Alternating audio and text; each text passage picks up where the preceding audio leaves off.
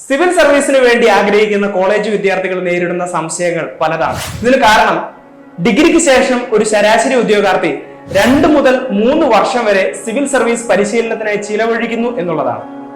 ഇതിനൊരു പരിഹാരം എന്നോണം ഡിഗ്രി പഠനത്തോടൊപ്പം തന്നെ സിവിൽ സർവീസ് പരിശീലനവും നടത്താൻ സാധിക്കുമോ? അങ്ങനെ സാധിക്കുമെങ്കിൽ എന്തൊക്കെ പ്രയോജനങ്ങളാണ് ഒരു വിദ്യാർത്ഥിക്ക് ഉണ്ടാകുന്നത്? ഇനി അങ്ങനെ സാധിക്കുമെങ്കിൽ തന്നെ ഇതിനു വേണ്ടിയിട്ടുള്ള സമയം എങ്ങനെ കണ്ടെത്തും? ഈ പരിശീലനത്തെ നമ്മൾ എങ്ങനെ ക്രമീകരിക്കണം?